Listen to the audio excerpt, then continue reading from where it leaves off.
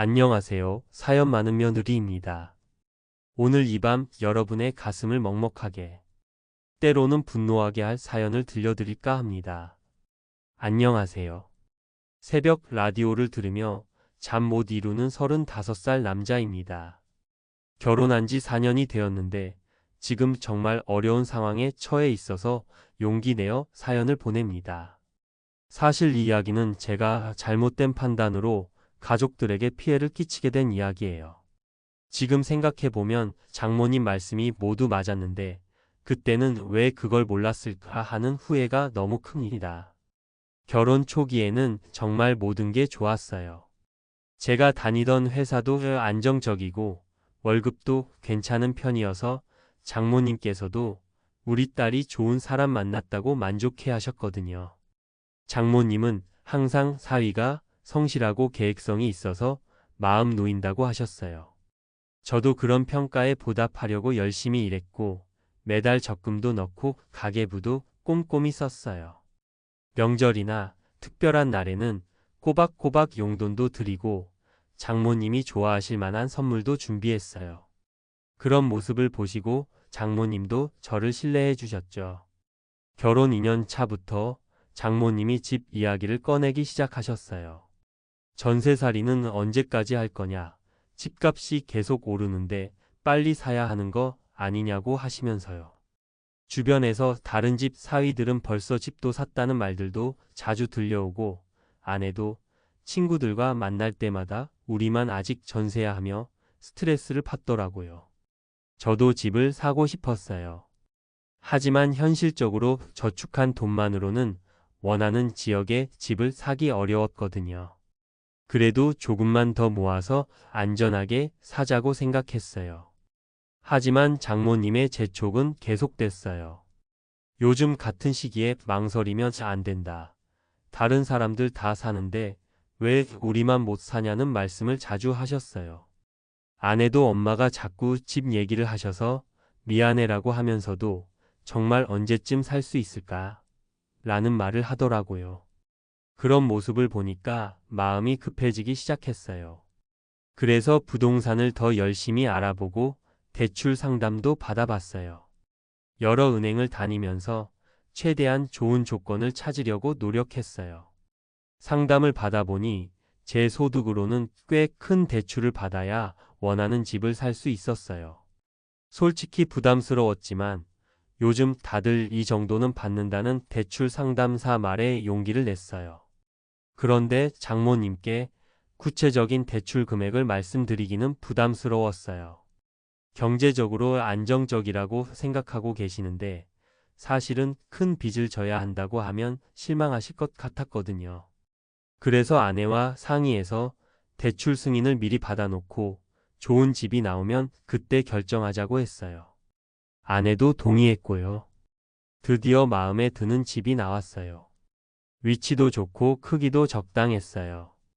문제는 빨리 결정해야 한다는 점이었지만 이런 기회를 놓치면 언제 다시 올까 하는 생각에 결정했어요. 대출 절차도 순조롭게 진행됐어요. 금액이 컸지만 제 신용도가 괜찮아서 승인을 받을 수 있었어요. 월 상환금도 제 소득으로 충분히 감당할 수 있는 수준이라고 생각했고요. 계약할 때는 정말 뿌듯했어요. 드디어 우리 집을 갖게 됐구나 하는 기쁨에 대출에 대한 부담은 잠시 잊었던 것 같아요. 집을 샀다는 소식을 들으신 장모님은 정말 좋아하셨어요. 역시 우리 사위다. 이렇게 좋은 집을 샀구나라며 주변에 자랑하셨어요. 이사할 때도 와서 도와주시고 우리 딸이 이제 진짜 안정된 생활을 할 수 있겠다며 흐뭇해 하셨어요. 저도 장모님의 그런 모습을 보니 정말 뿌듯했어요. 다만 대출 금액에 대해서는 구체적으로 말씀드리지 않고 좋은 조건으로 샀다는 정도로만 얘기했어요. 괜히 걱정하실까 봐서요. 처음 몇 개월은 정말 행복했어요. 새 집에서의 생활이 즐거웠고 아내도 만족해 했어요. 월 대출 상환금은 부담이었지만 충분히 관리할 수 있는 수준이었어요. 장모님도 자주 놀러 오셔서 집을 구경하시고 정말 잘 샀다며 계속 칭찬해 주셨어요. 그런 모습을 보면서 잘한 선택이었구나 하고 확신했어요. 가계부도 더 꼼꼼히 쓰고 용돈도 조금 줄여가면서 알뜰하게 살았어요. 그래도 생활에 큰 무리는 없었고요. 문제는 집을 산지 8개월 정도 됐을 때 생겼어요. 우연히 장모님이 제 대출 사실을 알게 된 거예요. 그날 장모님이 집에 계실 때 은행에서 대출 관련 안내 문자가 왔어요. 주택담보대출 이자 납입 안내라는 내용이 화면에 떠서 장모님이 보신 거였어요. 장모님이 이게 뭐냐? 고 물으시는데 이미 들키신 상황이라 솔직하게 말씀드릴 수밖에 없었어요. 구체적인 대출 금액을 말씀드리자 장모님 얼굴이 하얗게 변하셨어요. 장모님은 정말 크게 화를 내셨어요. 왜 그런 중요한 걸 숨겼냐? 그렇게 큰 빚을 지고 어떻게 살려고 그랬냐며 몇 시간 동안 꾸지람을 하셨어요. 특히 우리 딸이 빚쟁이 아내가 된 거 아니냐? 만약에 못 갚게 되면 어떻게 하려고 그랬냐는 말씀이 가장 마음에 와 닿았어요. 저는 어머니 충분히 계산해서 한 일이에요. 제 소득으로 갚을 수 있어요 라고 설명했지만 장모님은 빚은 빚이다. 이렇게 큰 위험을 왜 혼자 결정했냐며 받아들이지 않으셨어요. 아내도 어머니와 남편 사이에서 정말 힘들어했어요. 장모님은 딸이 고생하게 생겼다며 걱정하시고 저는 가족을 위해서 한 일인데 왜 이해 못하냐며 억울해했거든요. 아내가 엄마도 나를 걱정해서 그러는 거고 당신도 우리를 위해서 그런 건데 왜 이렇게 됐을까라며 울기도 했어요. 그때는 제가 옳다고 생각했어요. 장모님이 너무 걱정을 많이 하시는 것 같다. 우리가 충분히 감당할 수 있는 일인데라고 생각했거든요. 그런데 집을 산 지 1년이 지날 무렵부터 회사 상황이 좋지 않아지기 시작했어요. 매출이 줄어들면서 구조조정 얘기가 나오기 시작한 거예요. 처음에는 설마 나까지야 하고 생각했어요. 그동안 성실하게 일했고 실적도 나쁘지 않았으니까요. 하지만 상황은 점점 심각해졌어요. 회사에서는 전체적으로 인력을 줄여야 한다. 피할 수 없는 상황이라고 통보했어요. 그 순간 머리가 하얗게 변하는 것 같았어요. 결국 정리해고 대상이 되었어요. 퇴직금과 위로금을 받기는 했지만 갑작스럽게 수입이 끊기게 된 거예요. 그때서야 장모님 말씀의 무게를 깨달았어요.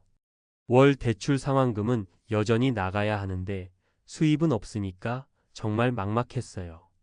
퇴직금으로 몇 개월은 버틸 수 있지만 새 일자리를 빨리 구하지 못하면 정말 위험한 상황이었어요. 아내에게 상황을 설명할 때 정말 죄송했어요.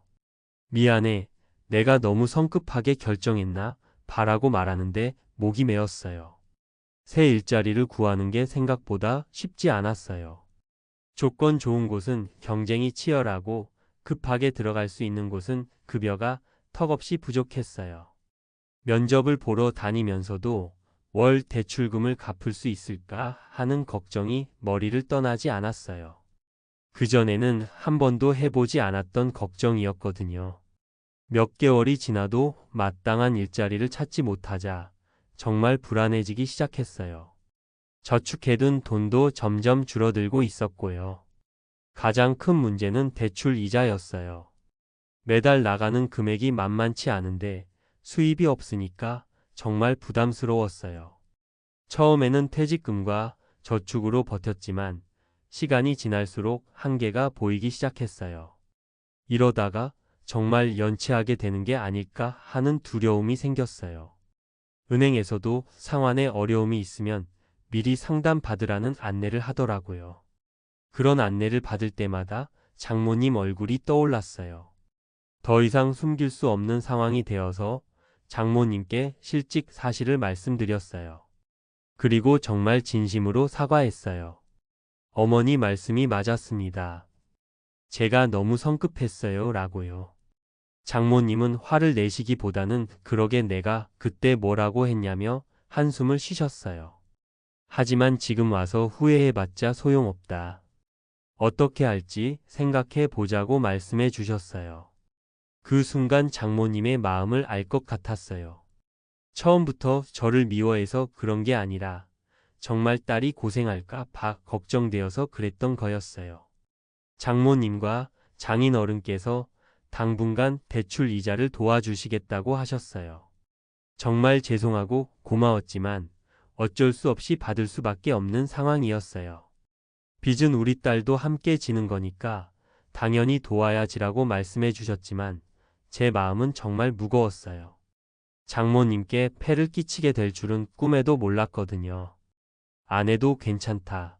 우리가 함께 해결해 나가자고 격려해 줬지만 가장으로서 정말 초라한 기분이었어요. 지금 돌이켜보면 정말 많은 잘못이 있었어요. 첫째는 장모님께 솔직하지 못했던 것, 둘째는 위험을 과소평가했던 것, 셋째는 혼자서만 결정했던 것이에요. 장모님이 빚이 얼마나 무서운 건지 모르냐고 하실 때 진지하게 받아들였어야 했는데 그때는 과보호하시는 것 같다고만 생각했어요. 만약에 무슨 일이 생기면 어떻게 하려고 그러냐는 말씀도 그냥 기우라고 생각했는데 정말 그 만약이 현실이 되어버린 거예요. 다행히 최근에 새 일자리를 구할 수 있었어요. 이전보다는 급여가 적지만 대출 이자는 낼 수 있는 수준이에요. 장모님께서도 다행이다 하라며 안심하셨어요. 하지만 여전히 빠듯한 생활을 하고 있어요. 예전처럼 여유롭지 못하고 항상 돈 걱정을 하면서 살아야 해요. 이런 생활이 언제까지 계속될지 모르겠어요. 아내도 스트레스를 많이 받는 것 같아요. 예전에는 없던 걱정들을 하게 되었거든요. 또 회사에 무슨 일이 생기면 어떡하지 하는 불안감이 항상 있어요.